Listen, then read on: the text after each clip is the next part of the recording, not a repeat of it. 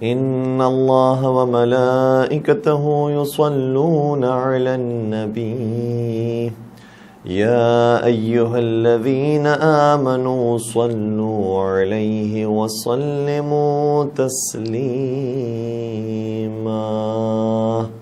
اللہم صل علی محمد وآل محمد وعجل فرجہم.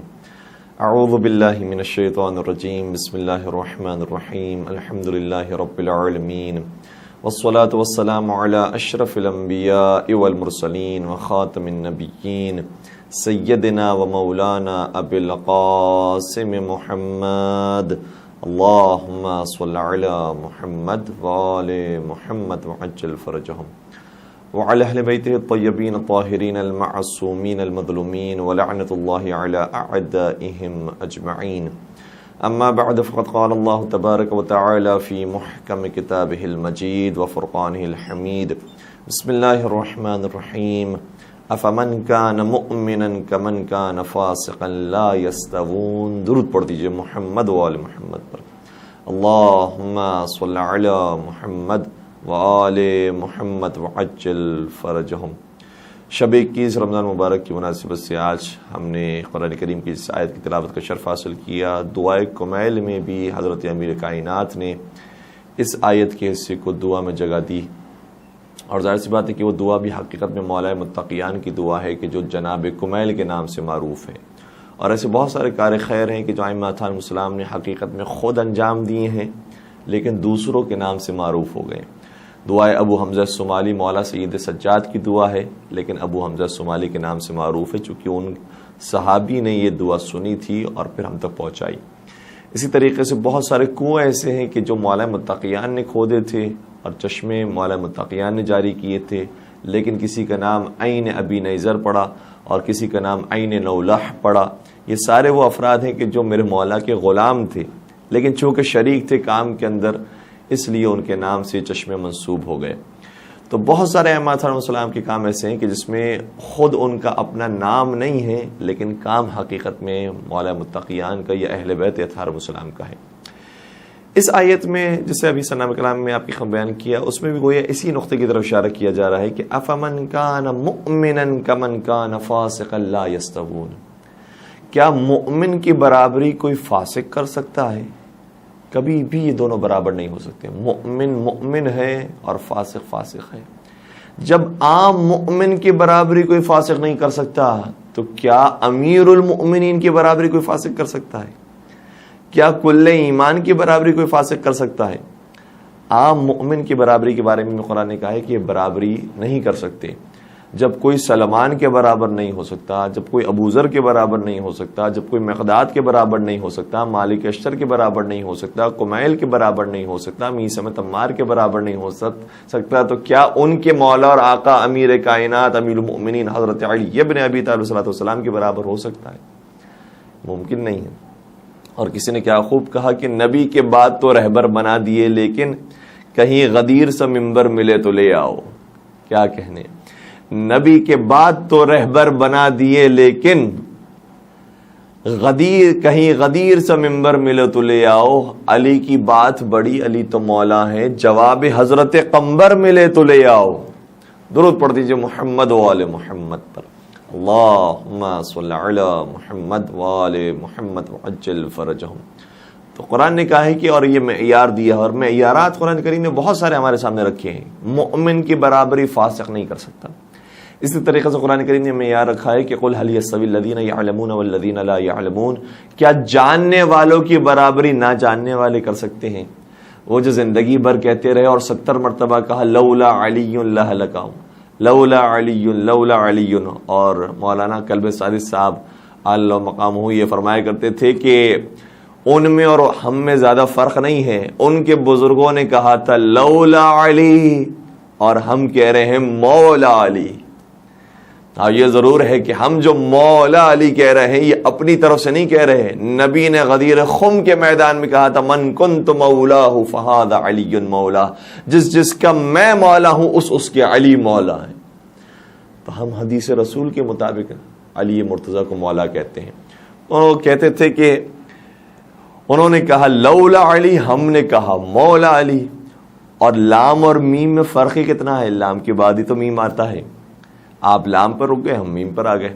اور پھر وہ فرمایا کرتے تھے کہ سین اور شین میں بھی فرق کیا ہے، سین کے بعد ہی تو شین آتا ہے. تو اگر ان کے بزرگوں کو دیکھا جائے تو خود انہوں نے مصیبت میں پکارا ہے تو حضرت علی مرتضی علیہ الصلوۃ والسلام کو پکارا. تو قرآن کریم نے معیار دیا ہے کہ کیا جاننے والوں کی برابری نہ جاننے والے کر سکتے ہیں. پھر اور معیارات بھی قرآن کریم نے قائم کیے. لا یستوی منکم من انفق من قبل الفتح وقاتل اولئک اعظم درجۃ من الذین انفقوا من بعد وقاتلوا. اس شخص کی برابری کوئی کر نہیں سکتا کہ جس نے فتح مکہ سے پہلے انفاق کیا ہے، فتح مکہ سے پہلے جہاد کیا ہے. فتح مکہ کب واقع ہو رہی ہے؟ سن 8 ہجری کو. جس نے 8 ہجری سے پہلے جہاد کیا ہے، جس نے 8 ہجری سے پہلے انفاق کیا ہے، اس کی برابری وہ نہیں کر سکتے ہیں کہ جنہوں نے 8 ہجری کے بعد فتح مکہ کے بعد جہاد کیا، فتح مکہ کے بعد انفاق کیا. یا ہستیاں تو وہ ہیں کہ جب کچھ نہیں تھا انہوں نے اپنا مال، اپنی جان خرچ کی ہے اور دین اسلام کا نام روشن کیا ہے. اور جب دین اسلام کا نام سر بلند ہو چکا اور واقع ظاہری طور پر اسلام پوری دنیا میں منتشر ہونے لگا، تب یہ مسلمان ہوئے اور تب جہاد میں شریک ہوئے. تو اب تو مال غنیمت کے لیے تو بہت سارے لوگ آئے ہیں. اس سے پہلے کتنے لوگ تھے کہ جو مسلمان ہوئے اور جنہوں نے انفاق کیا اور جہاد کیا. اور مجھے کہنے دیجئے کہ جب وہ مسلمان آپس میں برابر نہیں ہو سکتے جو فتح مکہ کے بعد ہوئے ہیں اور فتح مکہ سے پہلے ہوئے ہیں، تو پھر اس کی برابری کون کر سکتا ہے کہ جیسے ہی اسلام آئی اور پہلی نماز رسول اکرم نے قائم کی تو پیچھے پیچھے علی نماز پڑھ رہے تھے. اللہ اکبر. المستدرک علی الصحیحین کے اندر یہ روایت موجود ہے، اور اس کتاب کے بارے میں ہم پہلے بھی گزارش کر چکے ہیں کہ حاکم نیشاپوری نے، جو بہت بڑے محدث حدیث شناس اہل سنت سے ان کا تعلق ہے، انہوں نے یہ کتاب لکھی اور اس نیت اور ارادے کے ساتھ لکھی ہے کہ وہ معیارات جو امام بخاری اور امام مسلم نے قائم کی ہیں اپنی حدیث میں صحیح قرار دینے کے لیے، اسی معیار کے مطابق یہ احادیث بھی صحیح ہوتی ہیں، لیکن اپنی کتاب میں اسے نقل نہیں کیا. تو امام بخاری کو نقل کرنا چاہیے تھا، امام مسلم کو نقل کرنا چاہیے تھا. ہو سکتا ہے تو ان تک یہ روایات نہ پہنچی ہوں تو ہم ان تک پہنچا دیتے ہیں اور اپنی کتاب میں جگہ دیتے ہیں کہ جو ان کے اسٹینڈرڈ کے مطابق پوری اترتی ہے. اور اس کتاب میں انہوں نے یہ روایت لکھی کہ جناب ابن عباس نے فرمایا لعلی اربع خصال لیست لاحد. علی مرتضیٰ کو 4 ایسی فضیلتیں حاصل ہوئی ہیں جو کسی اور کو حاصل نہیں ہوئی. اس میں سب سے پہلی فضیلت کون سی؟ یہی فضیلت ہے، هو اول عربی واعجمی صلی مع رسول اللہ صلی اللہ علیہ وسلم. وہ پہلے عربی اور اجمی شخص تھے، پہلے تھے اور کوئی نہیں تھا جب نبی نماز پڑھا رہے تھے علی نماز پڑھ رہے تھے. اللہ اکبر. کیا کہنے کہ جنہوں نے اس وقت لبیک یا رسول اللہ کا نعرہ بلند کیا ہے. آج کہنا بڑا آسان ہے اور آج مختلف مفادات کی وجہ سے کہنا آسان ہے، لیکن حقیقت میں حق کو مانتے ہوئے، نبی کو نبی تسلیم کرتے ہوئے اگر کسی نے لبیک یا رسول اللہ کا نعرہ بلند کیا ہے تو اس کا نام علی مرتضیٰ ہے. اور اسی لیے دعوت ذوالعشیرہ میں سب کے ہاتھ نیچے رہے، کوئی نبی اکرم کی رسالت کو ماننے والا نہیں تھا. اگر کسی کا ہاتھ بلند ہوتا ہے تو ابو طالب کے شیر علی ابن ابی طالب کا بلند ہوتا ہے.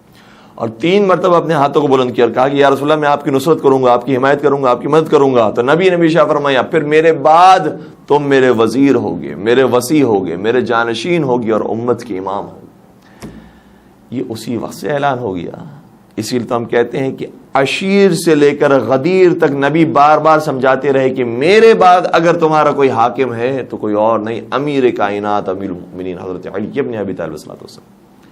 اور وہ جو روایت بھی پیش کی جاتی ہے توجہ فرمائیے گا، فرماتے ہیں کہ نبی اکرم نے شاہ فرمایا تھا کہ 30 سال تک خلافت راشدہ جاری رہے گی.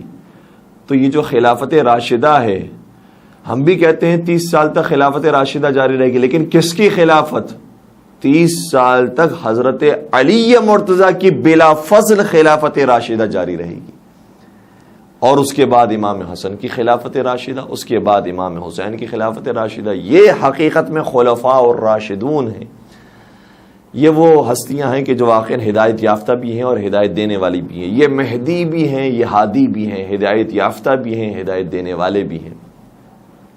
تو 30 سال تک حقیقت میں میرے مولا کی امامت کا زمانہ تھا. 30 سال تک حقیقت میں میرے مولا کی حکومت اور خلافت کا زمانہ تھا. تو عرض کرنے کا مقصد یہ ہے کہ پہلے انسان کی جنہوں نے سب سے پہلے نبی اکرم کے پیچھے نماز پڑھی، سب سے پہلے ایمان لے کر آ گئے. اس کے بعد فرماتے ہیں وَهُوَ الَّذِي كَانَ لِوَاؤُهُ فِي كُلِّ زَحْفٍ، اور عجیب بات یہ ہے کہ کوئی بھی جنگ ہوتی، مسلمان پھر بہت سے آ گئے تھے، لیکن ہر جنگ میں علم دیا جاتا تو حضرت علی مرتضیٰ کو دیا جاتا تھا. آئے ہائے، علم ہمیشہ حضرت علی کے ہاتھ میں ہوتا ہے، چونکہ اگر علم گر گیا تو سارے لشکر کے حوصلے پست ہو جائیں گے، اور اگر علم کھڑا رہا تو لشکر کے حوصلے بلند. وہ جس نے لشکر کے حوصلوں کو بلند کیا ہے اسے علی مرتضیٰ کہتے ہیں. اس کے بعد تیسری بات انہوں نے بیان کی والذی کان والذی صبر نفسہ یوم المعراج، اور یہ علی وہ ہیں کہ جنہوں نے جنگ احد کے میدان میں یقیناً شجاعت کا اور استقامت کا اظہار کیا تھا. جب سب کے قدم اکھڑ گئے تھے تو علی کے قدم جمے رہے. جنگ احد میں کوئی ساتھ دینے والا نہیں تھا سوائے حضرت علی مرتضیٰ کی. اور آخری بات بیان کی والذی غسلہ وادخلہ قبرہ، اور علی ہی وہ آخری شخص بھی ہوں گے اور آخری شخص تھے کہ جنہوں نے نبی اکرم کو غسل دیا ہے اور ان کو سپرد لحد کیا ہے. تو پہلی نماز سے لے کر آخری غسل و کفن تک دیکھ لیجئے، کوئی مقام ایسا نظر نہیں آئے گا کہ جہاں نبی علی کے ساتھ نہ ہو. پہلی نماز ہو تو نبی علی کے ساتھ ہیں، پہلی ہجرت ہو تو نبی علی کے ساتھ ہیں، پہلی جنگ ہو تو نبی علی کے ساتھ ہیں، یا یوں کہوں کہ علی نبی کے ساتھ ہیں، پہلی صلح ہو تو علی نبی کے ساتھ ہیں، اور آخری حج ہو تو علی نبی کے ساتھ ہیں، اور آخری موقع اور غسل و کفن ہو اور سپرد لحد کرنا ہو تو علی نبی کے ساتھ. وہ جس کی ساری زندگی نبی کے ساتھ گزر گئی، نبی کی آنکھ بند ہوتے ہی اسے خلافت سے دور کر دیا گیا. اللہ اکبر. جبکہ میرے مولا امیر کائنات حضرت علی ابن ابی طالب صلی اللہ علیہ وسلم شاہ فرماتے ہیں کہ کوئی آیت ایسی نہیں ہے کہ جس کے بارے میں میں نہ جانتا ہوں کہ یہ کہاں نازل ہوئی ہے اور کب نازل ہوئی ہے. صبح کے وقت نازل ہوئی ہے یا رات کے وقت نازل ہوئی ہے، یا مسجد میں نازل ہوئی ہے یا بازار میں نازل ہوئی ہے. میں جانتا ہوں کہاں نازل ہوئی ہے، اور یہ بھی جانتا ہوں کہ کس کے بارے میں نازل ہوئی ہے. اس لیے اگر جاننا چاہتے ہو تو مجھ سے سوال کرو، سلونی قبل ان تفقدونی. اللہ اکبر. تو حضرت علی مرتضیٰ یہ جو معیارات قرآن کریم نے قائم کیے ہیں کہ جس نے فتح مکہ سے پہلے انفاق کیا اور جہاد کیا اس کا مقام اور ہے، تو جس نے ہجرت سے پہلے مکہ میں رہ کر انفاق کیا ہو اور مکہ میں رہ کر جہاد کیا ہو، اس کے ایمان کا کیا کہنا، اس کا ایمان کتنا بلند ہے. اور پھر کچھ اور معیارات بھی قرآن کریم نے دیے ہیں. السابقون السابقون اولئک المقربون، جو سبقت اختیار کرنے والے ہیں ان کا کیا ہی کہنا، وہ تو ہر معاملے میں سبقت اختیار کر رہے ہیں. یقیناً جو اس دنیا میں سبقت اختیار کرے گا ایمان کے اندر، عمل صالح کے اندر، تو اس دنیا میں بھی اس کو سبقت نصیب ہوگی. اور ایک عجیب روایت ہے کہ نبی اکرم نے صحابہ سے عرض کیا کہ جب ہم جنت میں داخل ہوں گے تو ہم بعد میں داخل ہوں گے، علی پہلے داخل ہوں گے. جو کہتے ہیں کہ آپ بڑا غلو کرتے ہیں تو خود اس روایت میں دیکھیے، غلو ہم نہیں کرتے، ہم تو وہ کہتے ہیں جو نبی نے فرمایا ہے. تو نبی نے ارشاد فرمایا کہ علی مجھ سے پہلے جنت میں داخل ہوں گے. صحابہ نے عرض کیا یا رسول اللہ یہ کیسے ممکن ہے کہ آپ بعد میں تشریف لے جائیں، علی آپ سے پہلے تشریف لے جائیں، یہ کیسے ہو سکتا ہے؟ کہ تمہیں نہیں معلوم، اس دنیا میں جب علی کو ہم نے علمدار بنایا ہے تو علمدار ہمیشہ آگے آگے چلتا ہے، دنیا پیچھے چلتی ہے. علی وہاں پر بھی علمدار ہوں گے، میرا پرچم علی کے ہاتھ میں ہوگا، علی آگے آگے ہوں گے، میں پیچھے پیچھے ہوں گا. اللہ اکبر. تو صحیح ہے کہ مالک کل جہاں اور مولائے کل جہاں جو نبی اکرم کو بنایا ہے پروردگار عالم نے، وجہ تخلیق کائنات بنایا ہے، جنت و جہنم کے وجہ تخلیق کائنات بنایا ہے، اور جن کے صدقے سے یہ پوری کائنات خلق ہوئی ہے، وہ یہ کہہ رہے ہیں کہ اے قسیم الجنت والنار تمہیں آگے آگے ہونا ہے، تمہارا رسول تمہارے پیچھے پیچھے ہوگا. رسول اکرم نے اس طریقے سے مولا متقیان کے فضائل کو بیان کیا. اور ایک عجیب روایت یہ بھی ہے، ایک مرتبہ صحابہ کے مجمع میں عرض کیا کہ فرمایا کہ اے علی تمہیں معلوم ہے کہ تمہیں کچھ فضیلتیں ایسی حاصل ہوئی ہیں جو مجھے بھی حاصل نہیں ہوئی. اللہ اکبر. نبی اکرم کا یہ کیا انداز ہے بیان کرنے کا فضائل کو. ورنہ اگر انسان کو تھوڑی سی بھی کچھ فضیلت مل جاتی ہے، فوقیت حاصل ہو جاتی ہے، تو کہتا نہیں میں سب سے افضل ہوں، میں سب سے بہتر ہوں.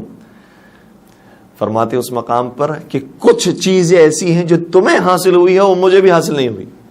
ان میں سب سے پہلی چیز یہ ہے کہ جیسا سسر تمہیں ملا ہے ویسا سسر مجھے بھی نہیں ملا. ہائے ہائے ہائے، بتا دیا کہ جیسا سسر علی کا ہے ویسا کسی کا نہیں.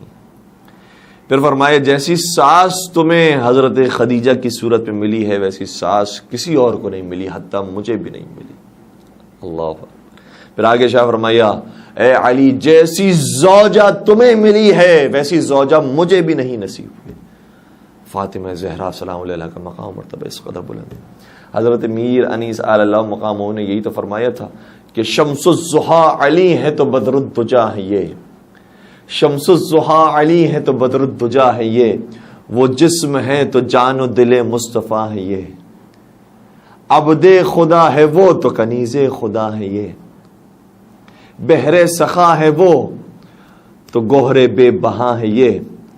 پھر کہتے ہیں کہ عابد ہیں، حق پرست ہیں، خوشخو ہیں، نیک ہیں. عابد ہیں، حق پرست ہیں، خوشخو ہیں، نیک ہیں، دونوں خدا کے فضل سے رتبے میں ایک ہیں. درود پڑھ دیجئے محمد وآل محمد پر. اللہم صلی علی محمد وآل محمد وعجل فرجہم. تو جیسی زوجہ اے علی تمہیں نصیب ہوئی ہے ویسی زوجہ تو مجھے بھی نہیں ملی. اور آگے شاہ فرماتے ہیں اے علی جیسی اولاد اور جیسے بیٹے تمہیں نصیب ہوئے ہیں ویسے بیٹے مجھے بھی نصیب نہیں ہوئے. حسن و حسین کی جیسے بیٹے، اور وہ بیٹے کہ جس کو نبی نے اپنا بیٹا کہا ہے. روایت کا جملہ یہ ہے، نبی اکرم شاہ فرماتے ہیں کہ ان اللہ تبارک و تعالی جعل ذریۃ کل نبی فی صلبہ وجعل ذریتی فی صلب علی بن ابی طالب. فرمایا کہ پروردگار عالم نے ہر نبی کی ذریت اور ان کی اولاد کو ان کے صلب میں قرار دیا ہے، لیکن میری اولاد کو علی ابن ابی طالب کے صلب میں قرار دیا. یہ علی کے بیٹے نہیں، نبی کے بیٹے ہیں. اسی لیے تو جنگ صفین کے میدان میں نہج البلاغہ میں جملے موجود ہیں کہ جب امام حسن اور امام حسین بہت آگے آگے جا کر جنگ فرما رہے تھے اور صف اول تک پہنچ گئے تو میرے مولانا نے فرمایا جا کر روکو حسنین کو کہو کہ وہ ذرا پیچھے آ جائیں، کہیں ایسا نہ ہو کہ نسل نبی اکرم منقطع ہو جائے. نہیں فرمایا کہ میری نسل، فرمایا نبی کی نسل منقطع نہ ہو جائے. اللہ اکبر. یہ علی کو شرف اور فضیلت حاصل ہوئی کہ نبی کے بیٹے بھی ہیں تو وہ بھی علی مرتضیٰ کے ذریعے نبی کو نصیب ہو رہے ہیں. اور پھر اس سے یہ بھی پتہ چلتا ہے کہ جو یہ کہتے ہیں کہ حسن مجتبیٰ کا مزاج تھوڑا سا نرم تھا، سلو پسند تھے، حسین بہت جنگجو تھے، نعوذ باللہ، حسن و حسین کے کردار میں فرق ڈالنے کی کوشش کرتے ہیں. تو دیکھ لیں جب جنگ صفین کا مارکہ آیا ہے تو جس صف میں حسین نظر آتے ہیں اسی صف میں حسن نظر آتے ہیں، بلکہ حسن مجتبیٰ پہلے نظر آتے ہیں، حسین سید الشہداء ان کے پیچھے پیچھے نظر آتے ہیں. امام حسن امام حسین میں کوئی فرق نہیں ہے. اور یہ بھی پتہ چل گیا کہ امام حسن اور امام علی کے مزاج میں ہی فرق نہیں ہے. جن سے علی مرتضیٰ نے جنگ کی ہے، اور حقیقت میں تو علی مرتضیٰ سے جنگ کی گئی ہے، تو جن کے خلاف میرے مولا نے دفاعاً تلوار نکالی ہے، اگر امام حسن مجتبیٰ ہوتے تو وہ بھی وہی کرتے کہ جو مولا علی نے فرمایا. جو مولا علی نے کیا ہے وہ امام حسن کرتے. جنگ صفین میں اگر حضرت علی تلوار نکالتے ہیں اور دفاع کرتے ہیں تو اس میں امام حسن امام حسین علیہ السلام سب سے آگے آگے نظر آتے ہیں. تو فرمائے کچھ فضائل ایسے ہیں کہ جس میں اے علی میں بھی شریک نہیں ہوں، مجھے بھی نصیب نہیں ہوئے جو تمہیں نصیب ہوئے. اور پھر آگے فرمایا اے علی تمہیں جیسا چچا نصیب ہوا ہے جناب حمزہ کی صورت میں ویسا چچا مجھے نصیب نہیں ہوا، اور تمہیں جیسا بھائی جعفر طیار کی صورت میں نصیب ہوا ہے ویسا بھائی مجھے بھی نصیب نہیں ہوا. اللہ اکبر. علی مرتضیٰ کے کیا کہنے کہ کچھ فضائل ایسے ہیں کہ جو حتیٰ نبی خود فرماتے ہیں کہ مجھے حاصل نہیں ہوئے لیکن اے علی تمہیں نصیب ہوئے. وہ کہ جو فضائل کا سمندر ہے، واقعاً کیسے کیسے طریقوں سے نبی اکرم نے میرے مولا کے فضائل کو بیان کیا. کبھی فرمایا یا علی مثلک فی امتی کمثل الکعبہ، اے علی تمہاری اس امت میں مثال ایسی ہے کہ جیسے خانہ کعبہ کی مثال ہوتی ہے. اذ تؤتا ولا تأتی، خانہ کعبہ کے گرد آ کر لوگ طواف کرتے ہیں، خانہ کعبہ اٹھ کر لوگوں کے پاس جا کر طواف نہیں کرتا. اے علی تمہاری مثال کعبے کی طرح ہے، اگر لوگ چاہتے ہیں کہ تم سے محبت کریں، تمہارے چاہنے والے بنیں، تمہارے مطیع فرما بردار بنیں، تو انہیں چاہیے کہ تمہارے گرد آ کر تمہاری بیعت کریں. تمہاری ذمہ داری نہیں ہے کہ ان کے پاس جا کر بیعت لو. ہائے ہائے ہائے. جبکہ میرے مولا نے اس سے بڑھ کر کام کیا ہے، دروازوں کو کھٹکھٹایا ہے، انصار کو بیدار کیا ہے. تمہیں کیا ہو گیا ہے؟ وفات رسول کے بعد تم نے بھی ہم سے منہ موڑ لیا، کہ جس طریقے سے بعض مہاجرین نے منہ موڑ لیا. تو ذمہ داری نہیں تھی، لیکن میرے مولا نے پھر بھی یہ کام کیا، اور اس کے باوجود بھی حق امیر المومنین کو غصب کیا گیا. اور کبھی فرمایا اے علی تمہاری مثال، یا علی مثلک فی امتی کمثل المسیح عیسی ابن مریم، اے علی تمہاری مثال اس امت میں ایسی ہے کہ جیسے حضرت عیسیٰ علیہ السلام کی مثال. اس کا مطلب یہ ہوا کہ اگر علی کو ملانا ہے کسی سے تو اپنے جیسوں سے نہ ملائیے، انبیاء سے ملائیے. حضرت علی کی شان انبیاء میں دکھائی دے گی، اور اسی لیے تو فرمایا تھا کہ آدم کو ان کے علم میں دیکھنا چاہو، نوح کو ان کے عزم میں دیکھنا چاہو، ابراہیم کو ان کی مقام خلت کے ساتھ دیکھنا چاہو، حضرت موسیٰ کو ان کی ہیبت کے ساتھ دیکھنا چاہو، حضرت عیسیٰ کو ان کے مقام صفویت کے ساتھ دیکھنا چاہو. 1,24,000 انبیاء کی زیارت کرنا چاہو تو صرف ایک علی کی زیارت کر دو، 1,24,000 انبیاء کی زیارت ہو جائے. تو ایک مقام پر فرمایا اے علی تمہاری مثال اس امت میں ایسی ہے کہ جیسے حضرت عیسیٰ علیہ السلام کی مثال ہے. پھر آگے بیان فرمایا افترق قومہ 3 فرق، عیسیٰ علیہ السلام کے بارے میں 3 فرقے بن گئے تھے. فرقۃ مؤمنون، ایک مومنین کا فرقہ تھا، وفرقۃ عادوہ، ایک فرقہ وہ تھا کہ جو ان سے دشمنی رکھتا تھا، اور یہودیوں کا وہ فرقہ تھا جنہوں نے حضرت عیسیٰ کی نبوت کا انکار کیا. وفرقۃ غلو فیہ، اور ایک فرقہ وہ تھا کہ جس نے غلو سے کام لیا اور حضرت عیسیٰ کو خدا مان لیا یا خدا کا بیٹا مان لیا. یہ 3 طرح کے گروہ تھے. کہ علی تمہاری مثال عیسیٰ کی طرح ہے. جس طریقے سے حضرت عیسیٰ کے بارے میں 3 گروہ بن گئے تھے، اسی طریقے سے تمہارے بارے میں بھی 3 گروہ بنیں گے. ایک گروہ وہ ہوگا جو غلو سے کام لے گا اور تمہیں خدا سمجھ بیٹھے گا. اللہ اکبر. اتنے فضائل بیان ہوئے ہیں تو کہ لوگوں نے خدا سمجھنا شروع کر دیا. میرے مولا وہ ہے کہ جب مردوں کو ٹھوکر مارے تو وہ زندہ ہو جائے، اور زندہ پر نماز جنازہ پڑھتے تو مردہ ہو جائے، تو لوگوں کو خدائی کا تعجب ہوتا تھا، خدائی کا رنگ نظر آتا تھا. لیکن حقیقت یہ ہے کہ میرے مولا نے جتنے یہ معجزات دکھائے ہیں، جتنے یہ کرامات دکھائی ہیں، سب اذن الہی کے ساتھ. کیونکہ علی ید اللہ بھی ہے، علی عین اللہ بھی ہیں، علی لسان اللہ بھی ہیں، علی اذن اللہ بھی ہیں، اور علی نفس رسول بھی ہیں، علی جنب اللہ بھی ہیں. اور یہ میں کیا کہوں گا کہ آپ کے بڑے بڑوں نے کہا ہے کہ ایک مرتبہ حج کے موقع پر جب میرے مولا نے کسی کو ایک تماچا مارا تھا، چونکہ وہ خواتین کے ساتھ بدتمیزی کر رہا تھا، اور میرے مولا نے اسے تماچا لگایا، تو آیا شکایت کرنے کے لیے خلیفہ ثانی کے پاس اور کہا کہ مجھے علی نے مارا ہے، آپ کچھ کیجئے. تو سنیں گے خلیفہ ثانی نے کیا جواب دیا، اور یہ کتب اہل سنت کے اندر روایت موجود ہے. خلیفہ ثانی نے جواب دیا لقد رآک عین اللہ وضربک ید اللہ، تجھے اللہ کی آنکھ نے دیکھا ہے، اللہ کے ہاتھ نے مارا ہے. ہائے ہائے ہائے، نعرہ حیدری یا علی یا علی. تو میرے مولا کی شان ہم آپ کی خدمت بیان کر رہے تھے کہ حضرت علی مرتضیٰ نے اپنی مرضی سے کے مطابق کام نہیں کیا. یہ وہ ہیں کہ جو رضا الہی کے مطابق کام کیا کرتے ہیں. تو کبھی حضرت عیسیٰ علیہ السلام سے تشبیہ تھی، اور اس لیے لوگوں نے سمجھا کہ علی مرتضیٰ بھی خدا ہیں. خدا نہیں ہے، خدا کے نمائندے ہیں. علی مرتضیٰ سے بڑھ کر نمازی کون ہے؟ علی مرتضیٰ سے بڑھ کر کوئی دعائیں مانگنے والا کون ہے؟ جیسی دعائے کمیل کی صورت میں حضرت علی مرتضیٰ نے دی ہے، اس سے بہتر کوئی اور دعا کون لا سکتا ہے؟ تو کچھ لوگ ایسے ہیں کہ ان کے خدائی رنگ کو دیکھیں گے تو کہیں گے کہ علی خدا ہے. کچھ لوگ ایسے ہیں کہ جو حضرت علی مرتضیٰ کے فضائل کو دیکھ کر ان سے دشمنی کریں گے اور ان کے بغض اور کینہ کے اندر مبتلا ہوں گے.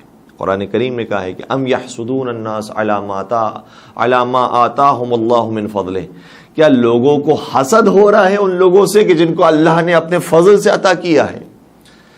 یہ حقیقت میں ان سے نہیں، اللہ سے حسد کر رہے ہیں، اور اللہ سے جلن ہے انہیں کہ کیوں اللہ نے ہمارے حصے میں کچھ نہیں رکھا اور علی کے حصے میں رکھا ہے. دیکھیے تو صحیح، علی مرتضیٰ جیسا کسی کا پاک نفس ہو تو پروردگار بخیل نہیں ہے، پروردگار عطا کرنے والا ہے. تو کچھ لوگ ایسے ہوں گے جو بغض اور کینے کی وجہ سے علی مرتضیٰ کا انکار کریں گے، ان کی امامت کا انکار کریں گے. تو دو گروہ ہو گئے. کچھ لوگ ایسے ہیں کہ جو آپ کو خدا مانیں گے، کچھ لوگ ایسے ہیں کہ جو آپ کو ولی خدا بھی نہیں مانیں گے. اور ایک فرقہ ہوگا فرقۃ مؤمنون، ایک مؤمنین کا فرقہ ہوگا جو آپ کو نہ صرف ولی خدا مانے گا، وصی رسول خدا مانے گا، امام برحق مانے گا. پیغمبر ارشاد فرماتے ہیں وہ دونوں گروہ جہنم میں جائیں گے، یہ ایک گروہ وہ ہوگا جو جنت میں جائے گا. درود پڑھ دیجئے محمد وآل محمد پر. اللہم صلی علی محمد وآل محمد وعجل فرجہم.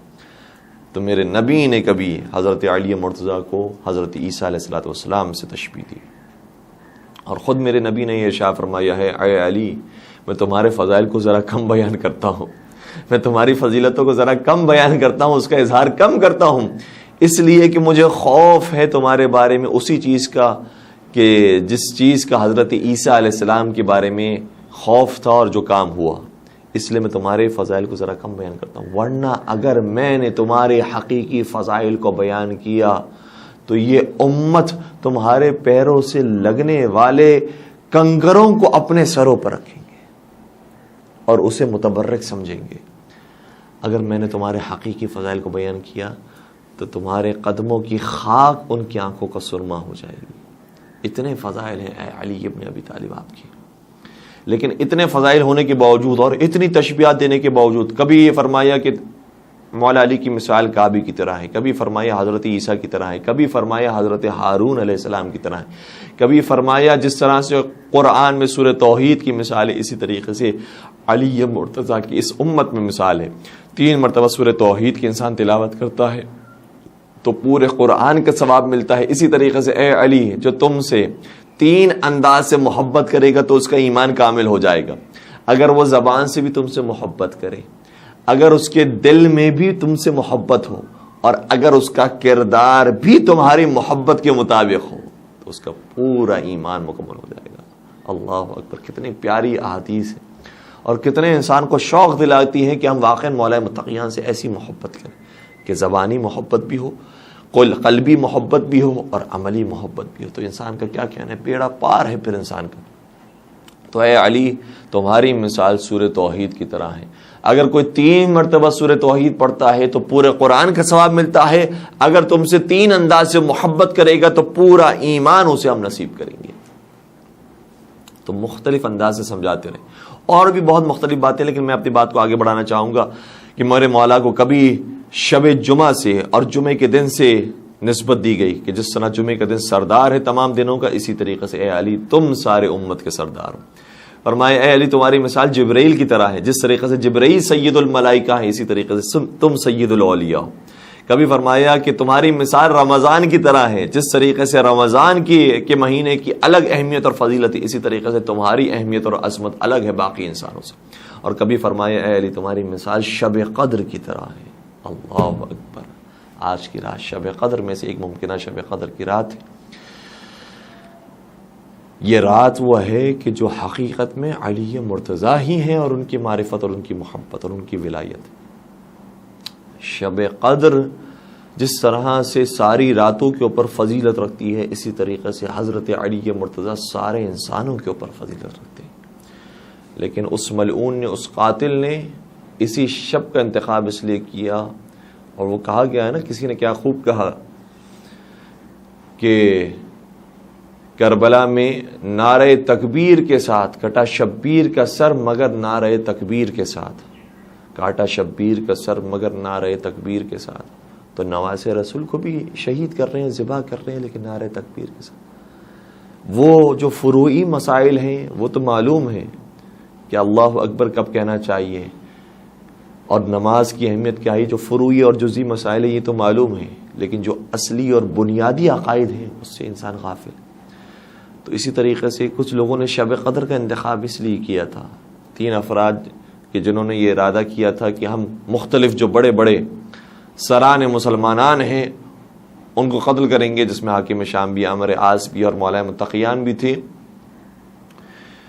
تو اس میں مولا متقیان کو جو شہید کرنے والا ہے اس نے انتخاب اسی لیے کیا تھا شب قدر کا کہ شب قدر میں اعمال کا ثواب زیادہ ہو جاتا ہے، کتنے عقل کے اندھے تھے، اور کیا دین کو یہ سمجھے تھے کہ دین کے چھوٹے چھوٹے مسائل پر عمل کریں گے، جو اصلی بنیادی مسئلہ ہے من کنت مولاہ فاز علی مولا، اس کو فراموش کر دیا۔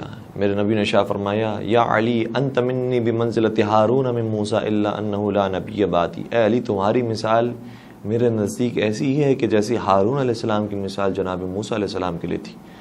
کیا علی کے لیے نہیں فرمایا تھا علی مع الحق والحق مع علی یدور حیثما دار، علی حق کے ساتھ ہے، حق علی کے ساتھ ہے، اور حق وہاں جاتا ہے جہاں علی جاتے ہیں۔ کیا نہیں فرمایا تھا علی مع القرآن والقرآن مع علی، علی قرآن کے ساتھ ہے، قرآن علی کے ساتھ ہے۔ کیا نہیں فرمایا تھا الحسن والحسین سیدا شباب اہل الجنہ وابوہما خیر منہما؟ یہ سنن ابی داؤد کے اندر بھی ظاہراً یہ روایت موجود ہے، سنن ابن ماجہ کے اندر، کہ حسن و حسین جوانان جنت کے سردار ہیں، تو ان کے بابا جان ان دونوں سے افضل ہیں۔ یہ جو بنیادی مسائل تھے اور بنیادی بات تھی اس کو فراموش کر دیا۔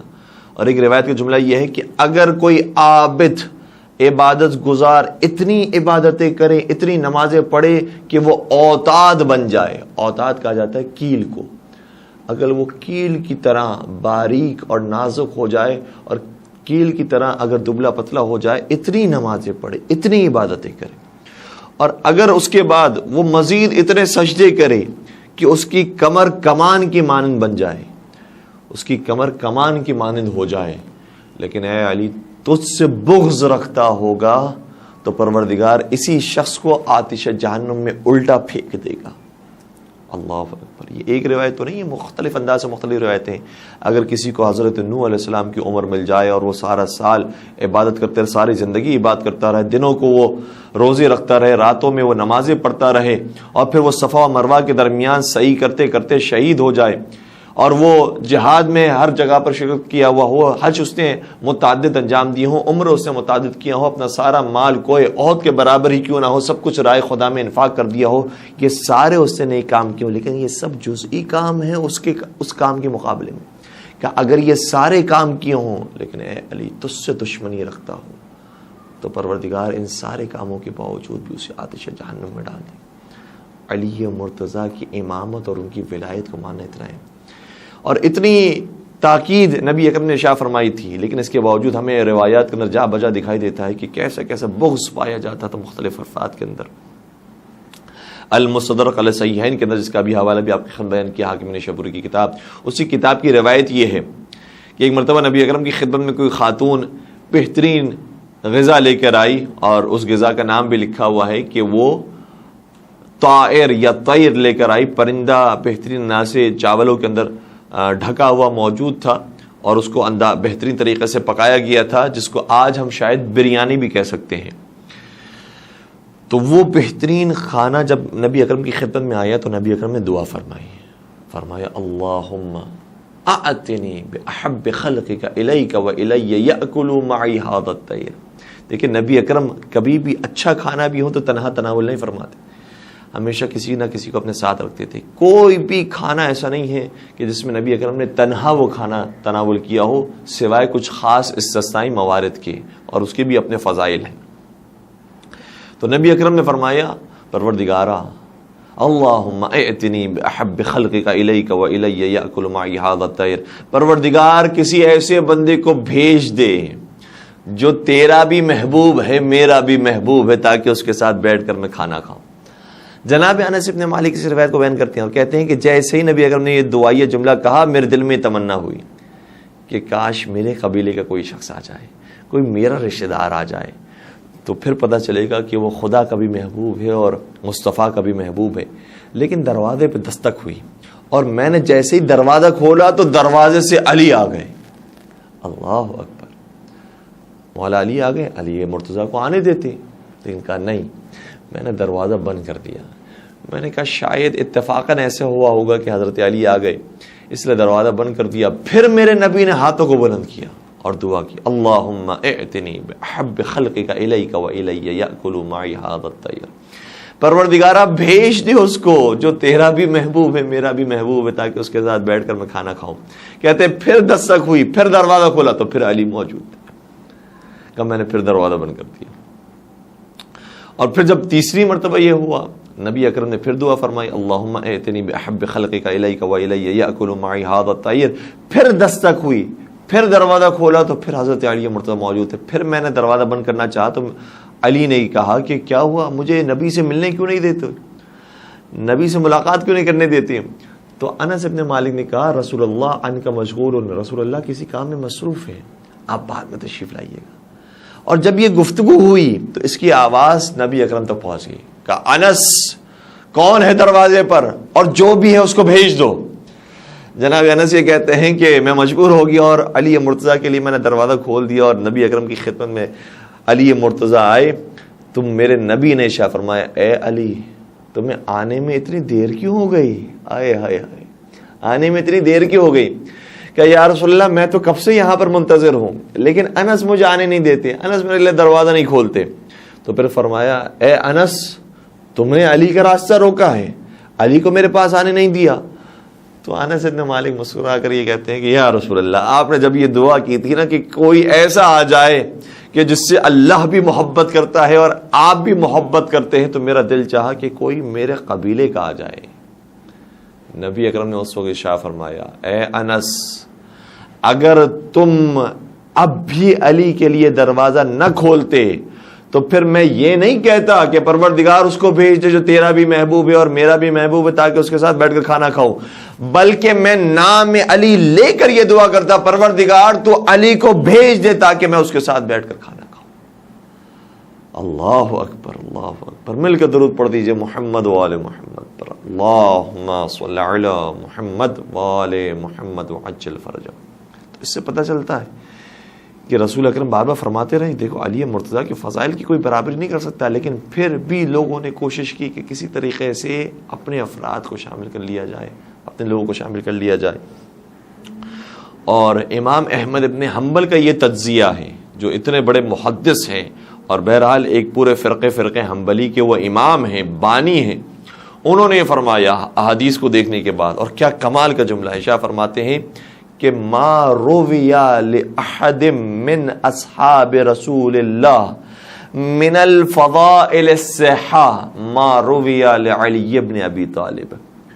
کوئی بھی ایسے صحیح فضائل کسی صحابہ کے نقل نہیں ہوئے ہیں جتنی صحیح فضیلتیں علی ابن ابی طالب کی نقل ہوئی. یعنی اس کا مطلب کیا ہوا کہ اگر کوئی ضعیف روایت بھی آپ کو نظر آئے, بظاہر ایسا لگ رہا ہو کہ یہ تو بہت کم نقل ہوئی ہے, بہت کم نظر آ رہی ہے, کہ نہیں, اگر علی کے وہ فضائل ہیں تو اس کا مطلب صحیح فضائل ہوں گے. چونکہ میرے مولا کے فضائل کو بہت چھپانے کی کوشش کی گئی. ابن ابی الحدید معتزلی نے پورا ایک تجزیہ پیش کیا اور حالات کو پیش کیا, چونکہ بہت بڑے مورخ تھے.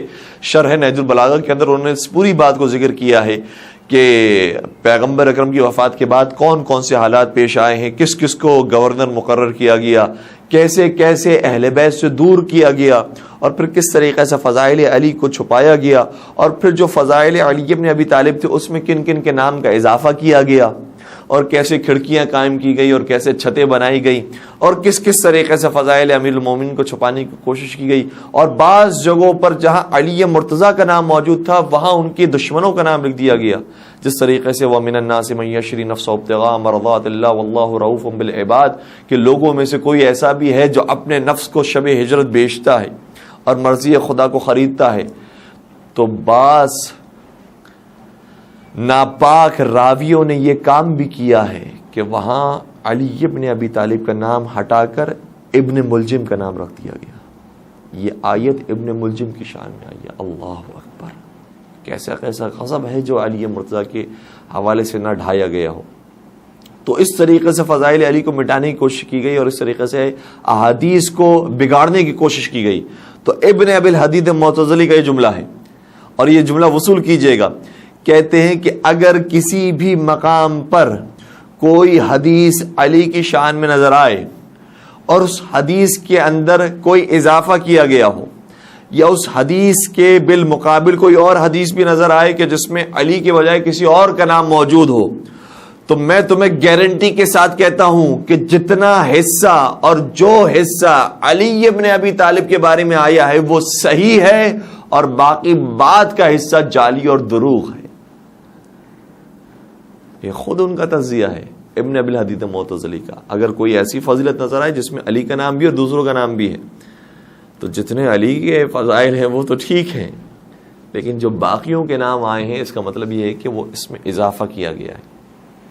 تو مولا متقیان کی دشمنی اس طرح سے بھی باقی رکھی گئی، اور یہ دشمنی کا سلسلہ چلتا رہا یہاں تک کہ جنگ نہروان کے بعد بھی جب یہ خبر پہنچی مدینہ کے اندر تو جناب ام المومنین جناب عائشہ نے آ کر یہ سوال کیا کہ کیا ہوا جنگ کے اندر، کس کو فتح نصیب ہوئی؟ تو بتایا گیا کہ حضرت علی مرتضیٰ فتح یاب ہو گئے اور کامیاب ہو گئے. اللہ اکبر اللہ اکبر. پھر کہا کہ اچھا یہ بتاؤ کہ فلاں کو کس نے قتل کیا؟ نام اس کا ذکر ہے اور روایات کے اندر مختلف نام موجود ہیں. ابن ابی الحدید معتزلی نے اس روایت کو بھی لکھا ہے. ذو صدیہ یا تو اس کو کہا جاتا تھا زال سے اور فے سے، ذو صدیہ، یا اس کا دوسرا نام مخدج تھا کہ اس بڑے پہلوان کو کس نے قتل کیا؟ کہا کہ علی مرتضیٰ نے اسے واصل جہنم کیا. کہ اچھا مجھے تو عمرو عاص نے کہا ہے کہ اس نے اس کو قتل کیا ہے اور تم کہہ رہے ہو کہ علی نے قتل کیا. کہا نہیں، ہم یہ کہتے ہیں اور ہم نے دیکھا ہے کہ حضرت علی مرتضیٰ نے اس کو واصل جہنم کیا تھا. کیا تمہارے پاس گواہ موجود ہے؟ کہا ہمارے پاس گواہی موجود ہے. گواہوں کو لایا گیا اور سب نے گواہی دی کہ خود ہم نے دیکھا ہے کہ علی مرتضیٰ نے اس کو واصل جہنم کیا. اچھا ٹھیک ہے ٹھیک ہے، آپ تشریف لے جائیے، آپ چلے جائیں. انہوں نے کہا کہ نہیں، کوئی چھوٹی بات تو نہیں ہوگی کہ اس کے لیے آپ نے ہمیں سب کو بلایا اور سب سے پوچھا. تو کیا کوئی آپ نے اس سلسلے میں رسول اللہ کی حدیث سنی تھی؟ ہائے ہائے ہائے ہائے، کہ کیا کوئی رسول اللہ کی حدیث سنی تھی؟ انہوں نے کہا کہ ہاں رسول اللہ کی میں نے حدیث سنی تھی کہ ذو الصدیہ اپنے زمانے کا بدترین انسان ہوگا اور جو اسے واصل جہنم کرے گا وہ اس زمانے کا بہترین انسان ہوگا. تو مجھے یقین ہو گیا کہ آج کے دور کا بہترین انسان علی ابن ابی طالب ہے. اللہ اکبر. درود پڑھ دیجئے محمد و آل محمد. اللہم صلی علی محمد و آل محمد وعجل فرجہم. اس طریقے سے فضائل امیر المومنین کو چھپانے کی کوشش کی گئی، لیکن بہرحال کہیں نہ کہیں فضائل ان کی زبان سے بھی جاری ہوتے رہے، یہاں تک کہ آگے کا زمانہ آیا، خلفائے بنی عباس کا زمانہ آیا، ہارون رشید کا دور آیا، اور بڑے بڑے واقعات جو پیش آئے اور میرے نظروں کے سامنے آ رہے ہیں، اور میں کس کس کو آپ کے سامنے بیان کروں میرے ذہن میں چلتے جا رہے ہیں، لیکن میں چھوڑتا ہوا چونکہ دامن وقت میں زیادہ گنجائش نہیں ہے. صرف ایک حصے کی طرف اشارہ کروں گا، انشاءاللہ خود ہی آپ اس واقعے کو دیکھیے گا کہ ہارون الرشید کے زمانے میں ایک خطیب کو بلایا گیا، اور وہ چونکہ مولا علی پر سب و شتم کیا کرتا تھا، لعن طعن کیا کرتا تھا، اس لیے اس کو دربار میں حاضر کیا گیا. ہارون نے کہا کہ کیوں لعن طعن کرتے ہو؟ کہا کہ نہیں، انہوں نے میرے اجداد کو مارا ہے اور میں علی سے بغض رکھتا ہوں، میں علی سے محبت نہیں کر سکتا. کیا تجھے معلوم ہے حضرت علی کے شان میں یہ حدیث ہے، یہ حدیث ہے، یہ حدیث ہے، یہ حدیث ہے؟ کہا مجھے معلوم ہے لیکن میں علی سے محبت نہیں کر سکتا. ہارون رشید نے کہا کہ اس کو زندان میں بند کر دیا جائے، زندان میں ڈال دیا، اور پھر اپنے علماء کو اس نے بلایا. امام شافعی اس میں موجود تھے، امام ابو یوسف جو امام ابو حنیفہ کے شاگرد تھے، اور بطور خاص ایسے شاگرد کہ جنہوں نے امام ابو حنیفہ کی اقوال کو اور ان کے فتاوی کو نشر کیا ہے اور ان کے دین کو اور ان کے مکتب کو آگے بڑھایا ہے. امام ابو یوسف بھی موجود تھے، اور ایک مشہور مورخ واقدی وہ بھی موجود تھا.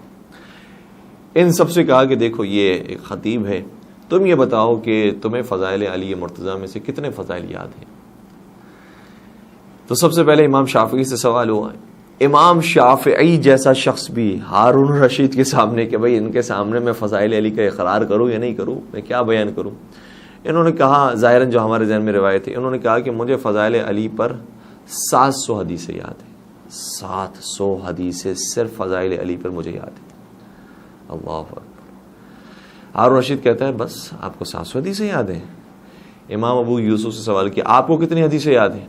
انہوں نے فرمایا مجھے علی ابن ابی طالب کی شان میں 30,000 حدیثیں یاد ہیں، جن میں سے 15,000 مستند ہیں، 15,000 مرسلہ ہیں. یہ اب ایک حدیثی ٹرم ہے کہ جس کی تفصیل ہے میں نہیں جانا چاہتا. پھر بیان کیا کہ پھر سوال کیا یہ بتاؤ واقعی تمہیں کتنی حدیثیں یاد ہیں؟ انہوں نے کہا مجھے بھی اتنی حدیثیں یاد ہیں کہ جتنی ابو یوسف کو یاد ہیں، یعنی ان کو بھی 30,000 حدیثیں معلوم ہیں، جن میں سے 15,000 مستند ہیں کہ جس کے راوی موجود ہے، سند موجود ہے، اور باقی مرسلہ احادیث ہیں کہ جن کے راوی تو موجود نہیں ہے لیکن ہمیں معلوم ہے کہ یہ حدیث نبی اکرم نے مولا علی کی شان میں بیان کی۔ انہوں نے کہا کہ ٹھیک ہے، آپ کو یہ جو احادیث یاد ہے اچھی بات ہے، لیکن ایک علی کی فضیلت ایسی ہے جو میں نے کتابوں میں پڑھی نہیں بلکہ اپنی آنکھوں سے دیکھی ہے، اور وہ میں تمہیں بتانا چاہتا ہوں۔ اور کہا کہ پھر لے کر آؤ اس خطیب کو، اور اسی خطیب کو لے کر آئے، اور جب اس کو لے کر آئے تو کیا دیکھا کہ اب انسان نہیں ہے جس کو لایا جا رہا ہے بلکہ کتا ہے کہ جس کو لایا جا رہا ہے۔ کہ اسی زندان میں، جس زندان میں اس انسان کو بند کیا تھا جو خطیب تھا، 3 دن نہیں گزرے کہ اس کا چہرہ مسخ ہو گیا اور یہ کتے کے اندر تبدیل ہو گیا ہے، اس کا سارا بدن انسانوں جیسا ہے، اس کی شکل کتے جیسی ہے۔ یہ خود وہ شخص ہے کہ جو بغض امیر المومنین میں مبتلا تھا، تو پروردگار نے اس کا چہرہ مسخ کر دیا۔ امام شافعی بلند ہو کر کہنے لگے ہاں یہ مسخ شدہ انسان ہے، لہٰذا اس کو فوراً یہاں سے دور لے کر جاؤ، کیونکہ مسخ شدہ انسان کے اوپر خدا کا عذاب نازل ہوتا ہے، کہیں ایسا نہ ہو کہ ہمارے اوپر عذاب آ جائے، اس لیے اسے لے کر جاؤ اور اسی زندان میں بند کر دو۔ جیسے ہی اسے زندان میں لے کر گئے اور بند کیا ہے، وہیں پر عذاب الہی نازل ہوا اور وہ زندان ٹوٹ گیا اور برباد ہو گیا۔ یہ وہ فضیلت ہے کہ جنہوں نے اپنی آنکھوں سے دیکھی تھی، اور یہ روایتوں کے اندر منقول ہے۔ اور کیسے ہم یقین نہ کریں جبکہ غدیر خم کے میدان میں وہ واقعہ ہمارے سامنے موجود ہے کہ سأل سائل بعذاب واقع، حارث نامی ایک سائل ایسا بھی ہے کہ جو اپنے لیے عذاب کی بد دعا کرتا ہے، تو ہم اس کی سوال کو بھی اور اس کی دعا کو بھی قبول کریں گے۔ اور اس نے یہی تو کہا ہے کہ یہ حکم آپ نے اپنی طرف سے دیا ہے یا خدا کی مرضی سے دیا ہے، اور اگر آپ نے اپنی مرضی سے دیا ہو تو ہمیں یہ قبول نہیں ہے، اور اگر خدا کی مرضی سے دیا ہو تو خدا مجھ پر عذاب نازل کرے۔ تو جب اس نے یہ اپنے لیے بد دعا کی تو عذاب الہی نازل ہوا اور ایک ایسا پتھر آیا کہ یہ 2 نیم حصوں میں تقسیم ہو گیا۔ میں کہوں گا کیا شان ہے پروردگار کی، کبھی علی کا دشمن خدا کے سامنے کھڑا ہوتا ہے تو خدا ایسا پتھر پھینکتا ہے کہ 2 نیم حصوں میں وہ شخص تقسیم ہو جاتا ہے، اور کبھی جنگوں کے اندر خدا کے دشمن علی کے مقابلے میں آتے تھے تو علی کا وار ذوالفقار ایسی چلتی تھی کہ خدا کا دشمن 2 نیم حصوں میں تقسیم ہو جایا کرتا تھا۔ درود پڑھ دیجئے محمد و آل محمد پر، اللہم صلی علی محمد و آل محمد وعجل فرجہم۔ کیسے کیسے بغض کے مارے موجود تھے، اور آج بھی یہ بغض امیر المومنین موجود ہے۔ جب ہم مولا متقیان کے فضائل بیان کرنا شروع کرتے ہیں تو کہتے ہیں بھائی ان کے بھی فضائل ہیں۔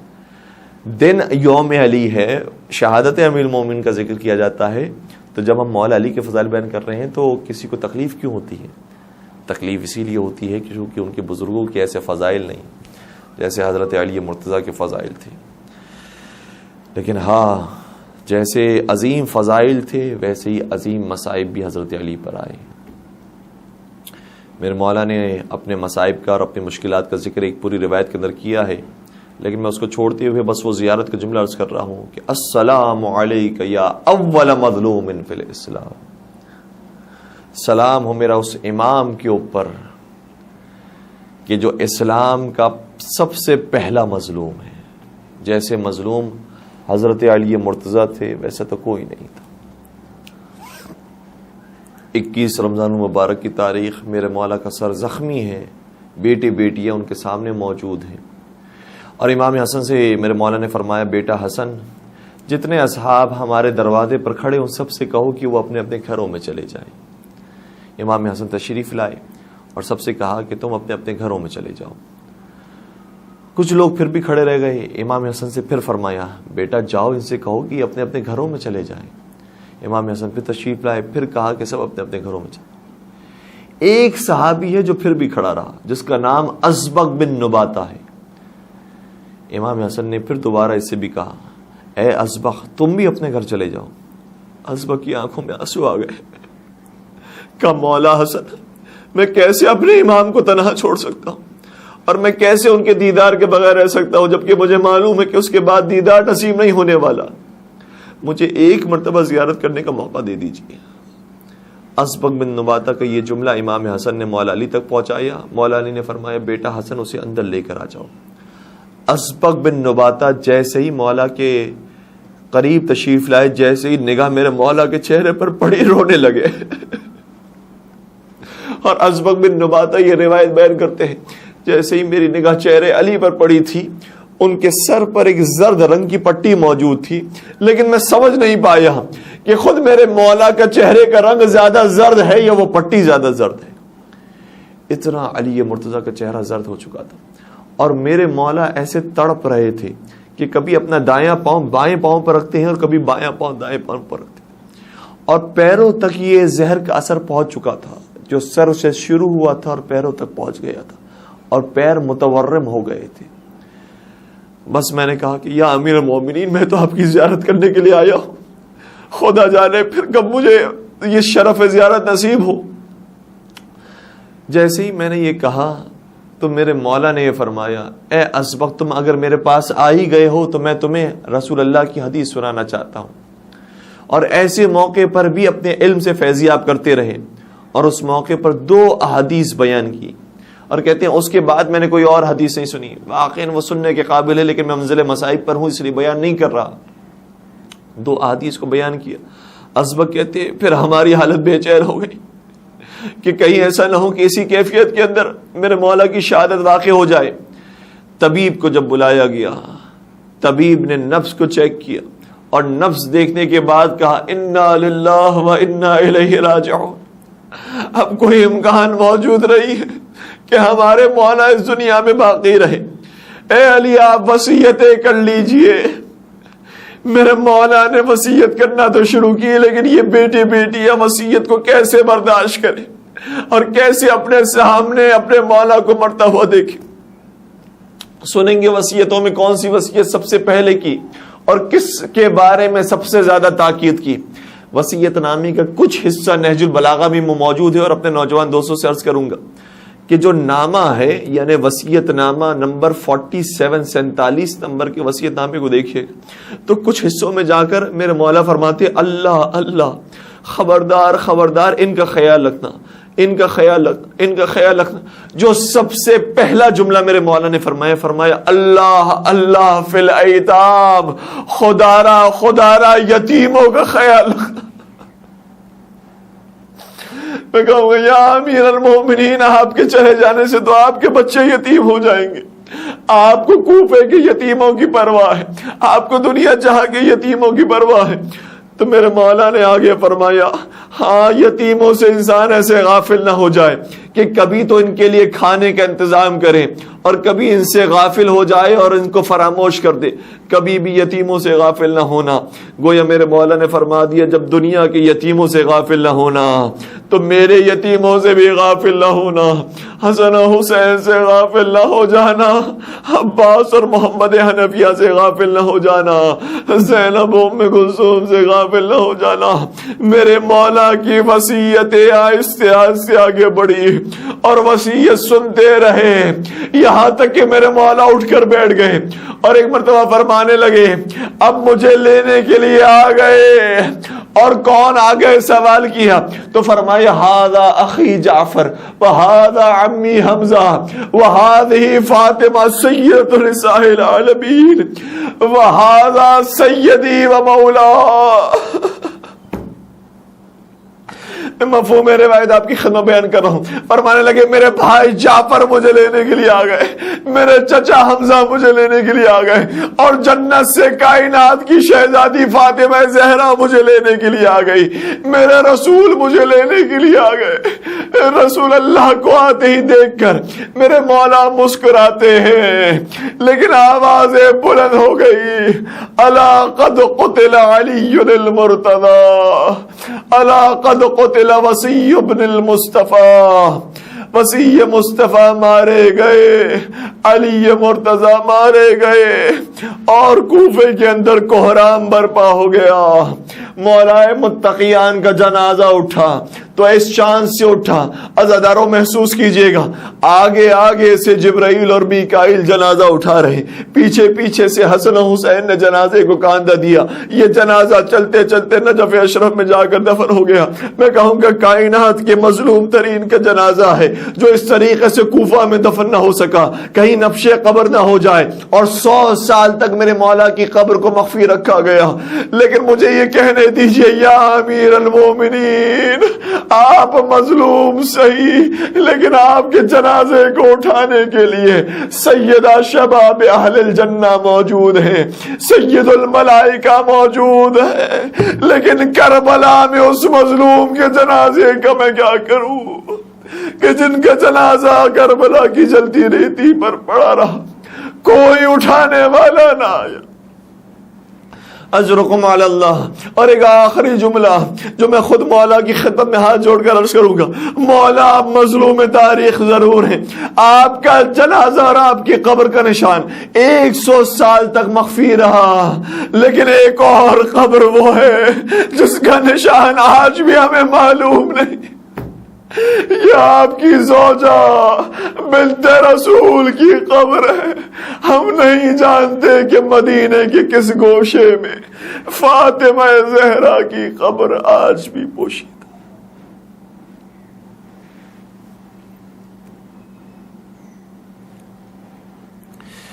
الا ولعنۃ اللہ علی القوم الظالمین وسيعلم الذین ظلموا ای منقلب ینقلبون.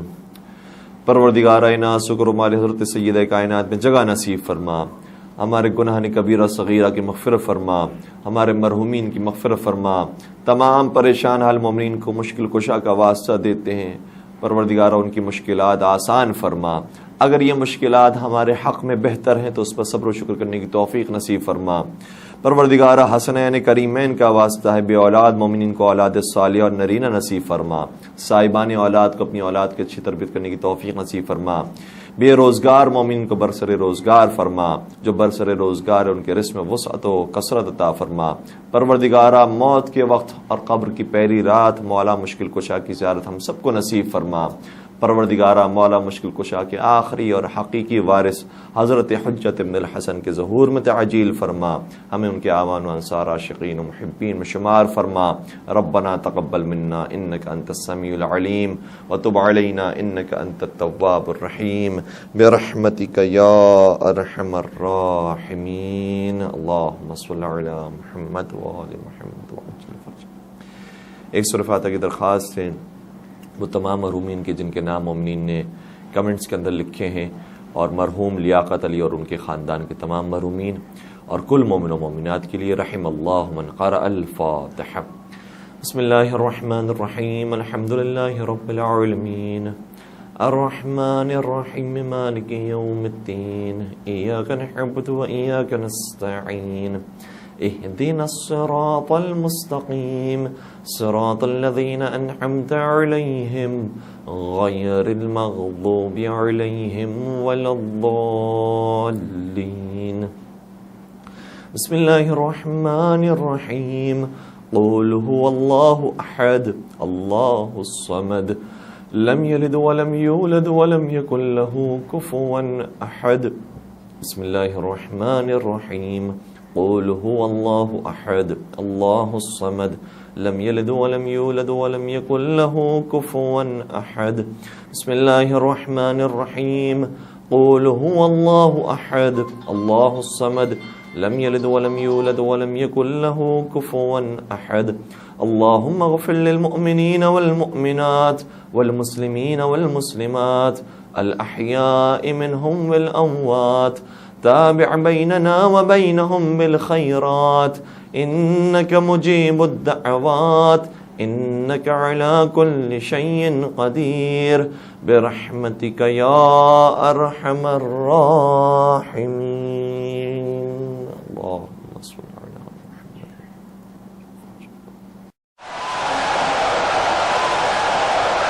الله أكبر الله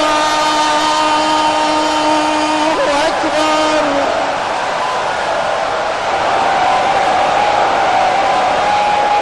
أشهد أن عليا ولي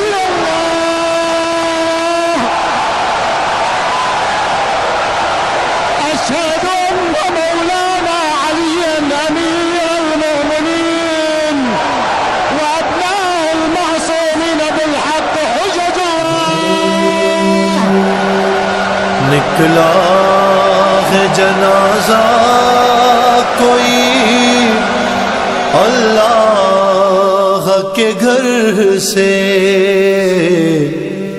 نکلا ہے جنازہ کوئی اللہ کے گھر سے۔ افلاک میں ایک شور ہے ماتم کے اثر سے،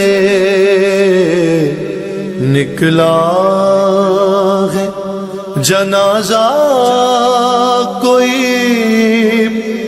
اللہ کے گھر سے۔ افسوس کہ مسجد میں نمازی گیا مارا، افسوس کہ مسجد میں نمازی گیا مارا، کچھ کم نہیں یہ غشر قیامت کے اثر سے، نکلا ہے جنازہ کوئی اللہ کے گھر سے۔ شبیر کو یاد آ گئی خود اپنی سکینہ، شبیر کو یاد آ گئی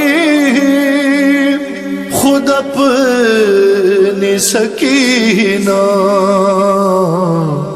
زینب کو ہٹایا گیا جب لاش پدر سے، نکلا ہے جنازہ کوئی اللہ کے گھر سے۔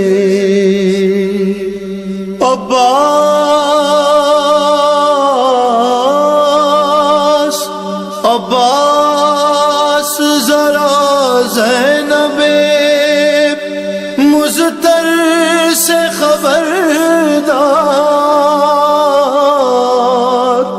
عباس ذرا زینب مضطر سے خبردار،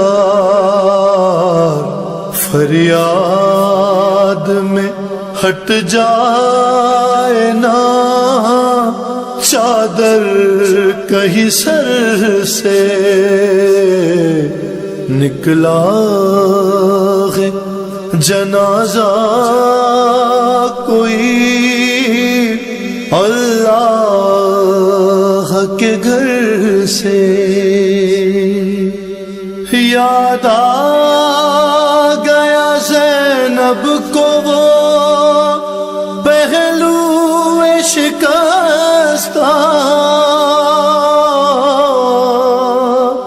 یاد آ گیا زینب کو وہ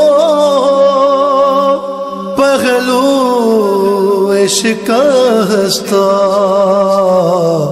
رومال ہٹایا گیا بابا کے جو سر سے،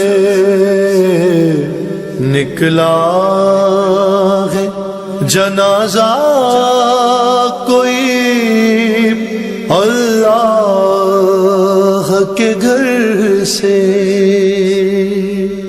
ہاں بھول نہ جانا انہیں کوفے کے مکینوں، ہاں بھول نہ جانا انہیں کوفے کے مکینوں، گزریں گی یہ شہزادیاں اس راہ گزر سے،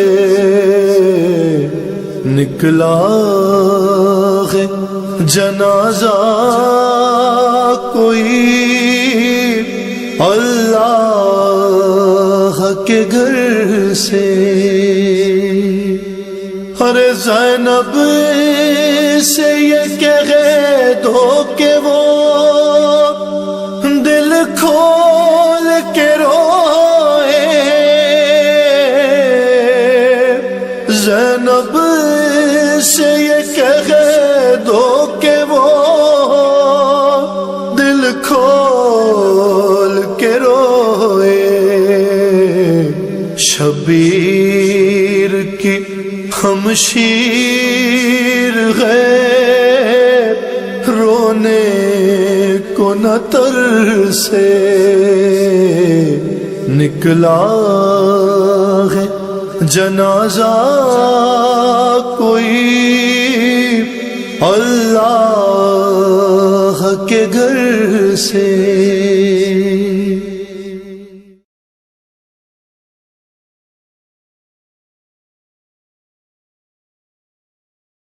ہے علی مولا علی، ہے علی مولا علی، ہے علی مولا علی، ہے علی مولا علی۔ تقدمت والله أركان الهدى، أركان الهدى، تقدمت والله أركان الهدى۔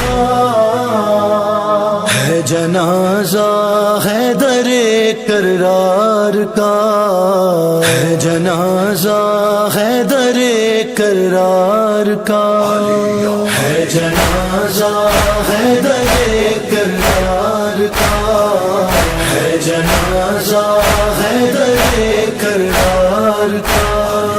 مومنوں دو مل کے کاندھا، مومنوں دو مل کے کاندھا، ہے جنازہ حیدر کرار کا، ہے جنازہ حیدر کرار کا۔ چل بسا زینب کا بابا، چل بسا زینب کا بابا، ہے جنازہ حیدر کرار کا، ہے جنازہ حیدر کرار کا۔ کس نے یہ محراب میں رکنے ہدایت ڈھا دیا، یہ ستم کیسا ہوا، یہ ستم کیسا ہوا۔ نوحہ یہ جبریل کا تھا، نوحہ یہ جبریل کا تھا، ہے جنازہ حیدر کرار کا، ہے جنازہ حیدر کرار کا۔ روک لو بھیا جنازہ میرے بابا جان کا، روک زینب نے کہا، روک زینب نے کہا، دیکھ لوں چہرہ دوبارہ، دیکھ لوں چہرہ دوبارہ، ہے جنازہ حیدر کرار کا، ہے جنازہ حیدر کرار کا۔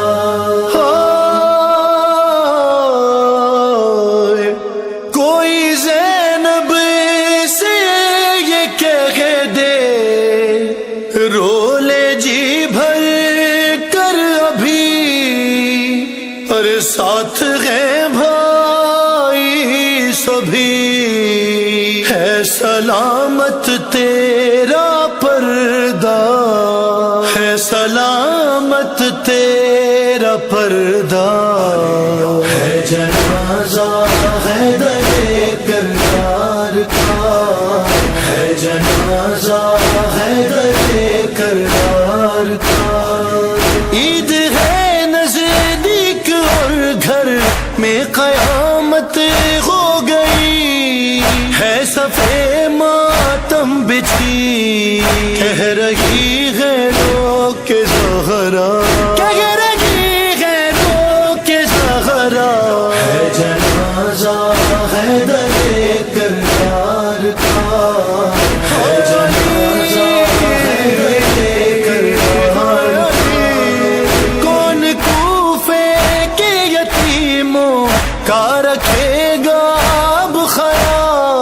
غم سے ہے سارے نڈال، غم سے ہے سارے نڈال، شور ہے غربتہ کا، شور ہے غربتہ کا، ہے جنازہ حیدر کرار کا، ہے جنازہ حیدر کرار کا۔ باپ کے قدموں پہ سر رکھ کر حرم کی آس نے یہ کہا، باس نے یہ کہا، باس نے الوداع غازی کے بابا، الوداع غازی کے بابا، ہے جنازہ حیدر کرار کا، ہے جنازہ حیدر کرار کا۔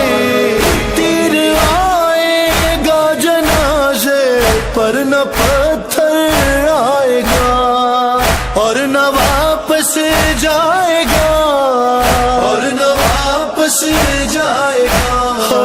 شان سے یہ دفن ہوگا، شان سے یہ دفن ہوگا، ہے جنازہ حیدر کرار کا، ہے جنازہ حیدر کرار کا۔ شام کا ہے وال جب بیٹی سے کہتے تھے علی، غم کے مارے اس گھڑی زرد تھا مولا کا چہرہ، ارے زرد تھا مولا کا چہرہ، ہے جنازہ حیدر کرار کا، ہے جنازہ حیدر کرار کا۔ ہے تکلم یہ قیامت روزے داروں کے لیے، پرسداروں کے لیے، آؤ دے مہدی کو پرسا، آؤ دے مہدی کو